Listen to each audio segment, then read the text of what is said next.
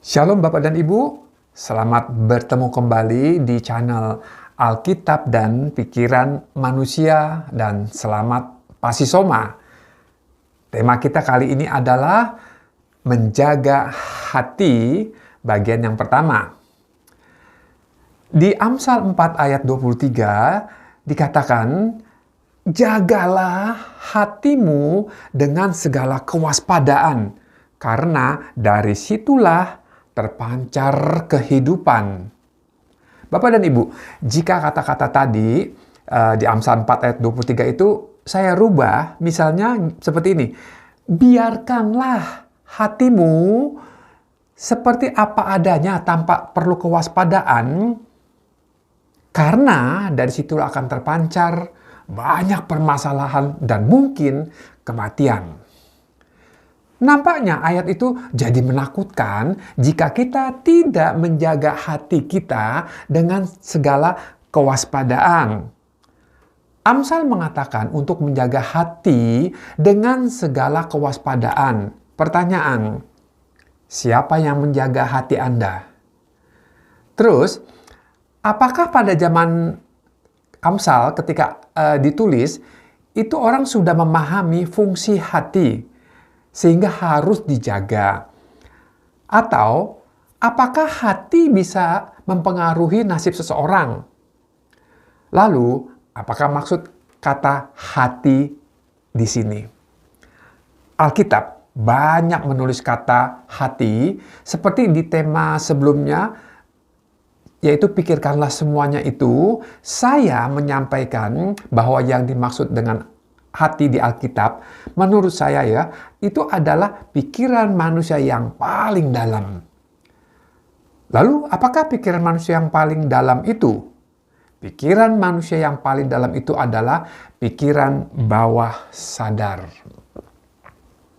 Sigmund Freud, pakar psikoanalisa dari Jerman, pernah mengutarakan bahwa pikiran manusia seperti gunung es ya, yang terapung di laut. Bagian atas terlihat kecil, tetapi di bawahnya jauh lebih besar. Pikiran manusia, kata Freud, bisa dibagi menjadi pikiran sadar atau conscious mind, yaitu bagian gunung es yang terapung di atas permukaan laut yang kecil tadi, dan kemudian pikiran bawah sadar atau subconscious mind, dan pikiran tidak sadar atau unconscious mind. Yaitu, keduanya itu terletak di bagian bawah gunung es tadi. Saya akan membahas hanya pikiran sadar dan pikiran bawah sadar saja. Nah, yang untuk bagian pertama ini saya akan membahas apa itu pikiran sadar.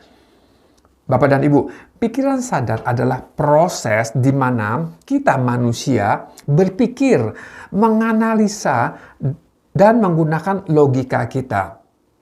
Misalnya begini, jika saya tanya kepada Bapak dan Ibu, berapakah 12 ditambah 45 dikurangi 44? Oke, 2 hari lalu, hari apa? Anda mulai berpikir.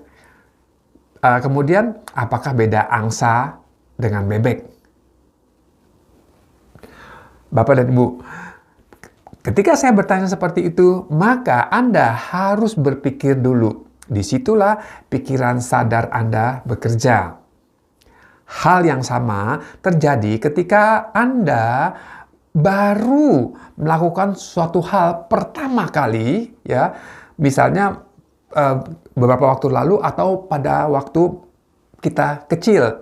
Misalnya bermain gitar, piano, menggosok gigi, berjalan, duduk, berdiri, memakai baju, memakai celana, mengunyah makanan, menggunakan alat makan, sendok garpu, atau belajar mengendarai sepeda motor, mobil, belajar bahasa asing, membaca Google Map, mengedit video, dan lain-lain.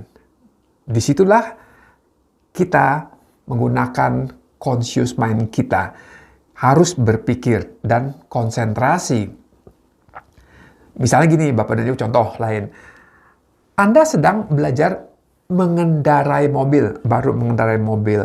Maka, pikiran Anda bekerja. Anda harus konsentrasi kapan harus menekan kopling, memindahkan persneling, menekan pedal gas dalam atau kuranginnya, kapan menekan pedal rem, dan kemudian konsentrasi mengatur posisi dari setir.